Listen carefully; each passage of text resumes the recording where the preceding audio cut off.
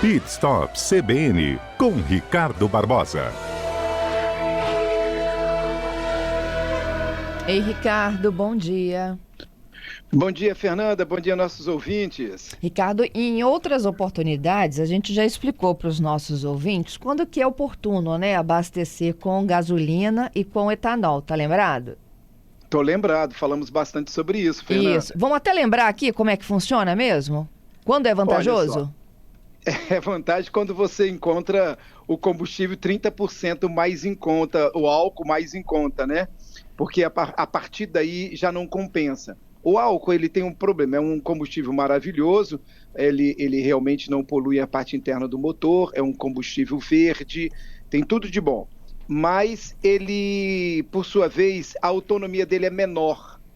Vamos dizer assim, enquanto você roda 10 km com litro de gasolina, você roda 7 km com litro de etanol. Nós temos uma diferença de 30% entre um e outro. Então, financeiramente, tem que compensar também 30% para valer a pena você colocar o etanol, senão acaba não valendo a pena. E aí me conta aqui desse desafio dos 18 km por litro. Vamos lá, uma boa história aí, passando para os nossos ouvintes, até mesmo uma curiosidade, né? Ter um carro hoje, Fernanda, com 18 quilômetros de autonomia, isto é, por litro, e a etanol ainda é um sonho, né? É um combustível limpo e tem um preço mais em conta, né? Muitas vezes ele fica um pouco mais baixo. Mas se ele tivesse já fazendo 18 quilômetros por litro, basicamente nós estaríamos usando hoje, devido ao motor flex, o combustível etanol. Abastecer hoje um carro a combustão com etanol e obter essa média realmente é muito difícil. Aí o que aconteceu? Eu vou passar aqui um pouquinho da história, eu vou lembrar um pouquinho. Há 41 anos, Fernanda, a Volkswagen promoveu uma competição chamada de Torneio de Economia Volkswagen Go a Álcool. Isso há 41 anos atrás, com 520 taxistas em São Paulo. E essa competição tinha como objetivo saber qual motorista iria conseguir uma maior autonomia em um Gol. E aí o que aconteceu? O vencedor, ele cravou uma marca de 18,32 quilômetros, né? Caramba! E uma curiosidade, ele conseguiu uma marca com 1 litro. Em média, ele conseguiu 18,32 km por litro de etanol. E uma curiosidade, Fernanda, o primeiro carro a álcool foi um Fiat 147, lá em 1979. Olha só, hein, que legal. Outra curiosidade é que o Brasil chegou a ter 90% da sua frota de veículos rodando com álcool. Então, outra curiosidade é que o Brasil chegou a ter 90% da sua frota rodando com álcool, também muito interessante. E aí o ouvinte deve estar se perguntando, o que aconteceu de lá para cá, né? Que a autonomia diminuiu tanto e o carro hoje, com tantas tecnologias, com tanto motor, com tanta tecnologia embarcada, os veículos atuais não conseguem mais essa média. O que aconteceu foi o seguinte, em média, o carro álcool tem um consumo de 30% menor em comparação à gasolina, não é? E o que acontece? Lá atrás, esse percentual era de apenas 15%. E o que aconteceu de lá para cá, que foi as exigências de emissão de poluentes e as novas tecnologias dos motores flex, fez com que esse percentual caísse, saísse de 15% para 30%. Ele aumentou. Aí você pergunta, mas como assim? Que os motores flex, ele precisou ter novas tecnologias e o motor dele, com essa queima, ele fez com que o carro a álcool, ele por sua vez, diminuísse, aumentasse, saísse de 15% lá atrás, na fundação do motor a álcool, para 30%. Então ficou muito diferente. Então o que aconteceu? Por volta dos anos 80, o carro a álcool era muito econômico. E o motor trabalhava, Fernando e nossos ouvintes, com uma mistura muito pobre ar-combustível. E utilizava menos álcool em relação à quantidade de ar na sua combustão. Isso acabava permitindo, Fernando, que o etanol agisse e ele atingisse 80%, 85% da sua eficiência energética em relação à gasolina. Com a chegada do PROCONV, que é o Programa de Controle de Poluição de Ar de Veículos Automotores, em meados de 1980, a exigência dos catalisadores, olha só, os catalisadores para poluir menos a atmosfera, o motor do veículo a álcool começa a perder eficiência. E para o catalisador funcionar de maneira correta, meus ouvintes, foi necessário equilibrar a quantidade de ar e etanol para ajustar melhor a queima no motor, aumentando o quê? O consumo do carro a álcool. Então esse foi o principal motivo que aconteceu na indústria brasileira para que o carro que tinha uma autonomia muito maior, a diferença entre álcool e gasolina, para os nossos ouvintes entenderem, era de 15%. Com a chegada dessas novas tecnologias e através também do motor flex, que exigiu mais uma melhor queima, e também o controle de programa de poluição do ar, ele, através do catalisador, teve que mexer na queima do consumo do carro, isto é, ali naquela parte onde há uma queima e explosão do motor. E aí ele ficou um pouco ineficiente. E outra coisa também, Fernanda... Mas o Gol fez esse 18 aí? O Gol, isso foi lá atrás, há 41 anos. Isso. Então, o carro foi evoluindo, as exigências no mercado, através do controle de poluição do ar, também exigiu o catalisador, e a queima teve que melhorar, porque o que acontece? Quando o carro funciona, ele precisa ter uma boa queima. Quando ele tem uma queima ruim, ele acaba poluindo e sai lá atrás aquela fumaça preta. Às vezes, ela não está queimando todo o combustível e aquela fumaça acaba aparecendo no cano de descarga. Isso foi bom, porque melhorou muito os nossos gases, né, jogados na atmosfera, mas ele ficou mais distante. Mas aí o que acontece? Além disso, do motor flex também diminuir essa autonomia, lembrar os nossos ouvintes, Fernanda, que a gasolina hoje tem 27% de álcool na sua formulação. E isso também trouxe um desequilíbrio, uma mudança completa no mercado aí em relação tanto essa distância do álcool e da gasolina, né? Uhum. Essa mistura diminuiu a autonomia tanto da gasolina como do álcool, né? Uma estratégia da indústria brasileira. Aí logo vem uma pergunta, Fernanda, tem alguma saída para melhorar a autonomia com carro a álcool? Eu vou dizer para vocês aqui. Uma das saídas é a volta do motor só abastecido com etanol. Não dá, Fernanda, para você ter um carro que você acaba abastecendo com outros elementos, né? Então, antigamente, só abastecia álcool ou gasolina ou diesel. Hoje tem o motor flex, que houve essa diminuição.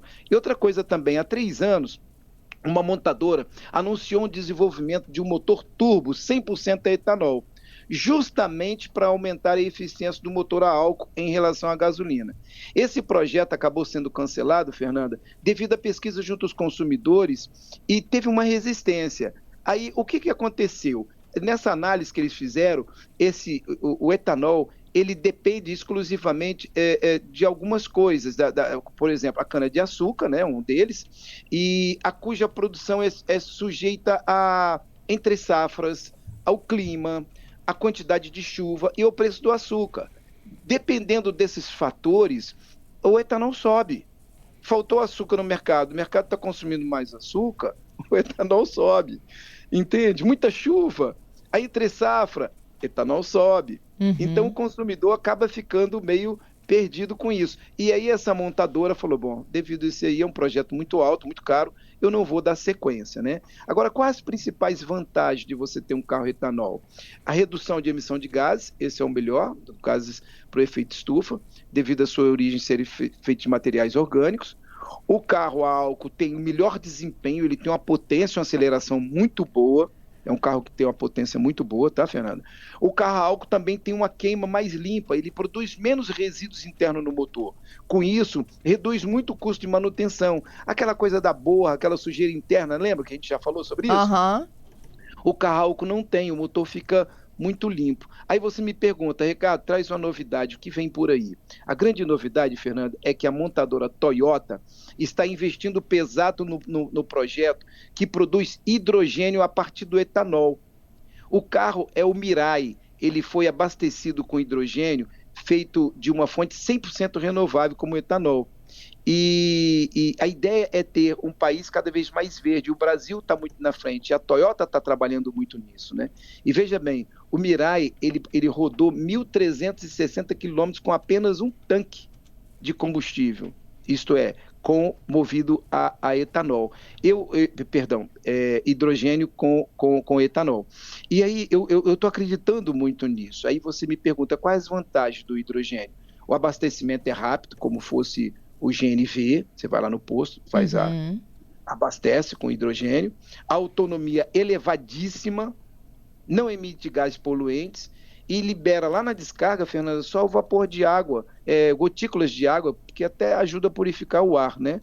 Então o hidrogênio é uma saída, é um veículo elétrico que gera energia do próprio carro por meio de uma reação química entre o hidrogênio e o oxigênio, né? O hidrogênio, ele acaba armazenando em tanques pressurizados e ele é injetado na célula de combustível, onde produz eletricidade que alimenta o motor elétrico. Então essa é mais ou menos a fórmula aí do que eu estou acreditando muito, que isso vai vir com muita força depois dessa grande onda do carro elétrico. Eu penso que o hidrogênio ele vai mandar no mercado por muitos anos ainda, porque é uma matriz que nós temos mais facilidade de tê-la. Não é algo assim muito simples, mas vai ser outra coisa. Vai continuar o carro a gasolina? Vai. Nós teremos ainda a gasolina, nós teremos o diesel, nós teremos o etanol, vamos ter o elétrico e vamos ter o hidrogênio também. Eu acho que o mercado caminha por isso aí, e eu acredito que nos próximos 3, 4 anos nós já vamos ter isso bem dividido, essa equação bem dividida aí, as pessoas podendo utilizar. Eu creio que com isso o preço da gasolina vai cair bastante, porque a demanda vai realmente diminuir a procura devido à gasolina para esses novos tipos de carro aí, a hidrogênio, né? O Giovanni pergunta se no ciclo diesel tem motor que funciona queimando com álcool. Não, por enquanto não. Eu desconheço, Giovanni. Hoje o diesel é só diesel, carro a diesel, só diesel. Primeiro que é um produto diferenciado, é um motor muito forte, um motor muito bom. Os caminhões necessitam muito do diesel e se adaptaram muito bem ao diesel. Então o diesel para a indústria pesada, transporte pesado, ainda é o que manda. Nada ainda nessa mistura. Tem uma história aqui contada pelo Marcelo, nosso outro ouvinte aqui. Ele fala que há 35 anos atrás o pai tinha um Fiat Odd, tá? Modelo exclusivíssimo e era álcool, só álcool, tá? Ele era criança, ele disse que eles foram certa vez uma viagem da família para Minas.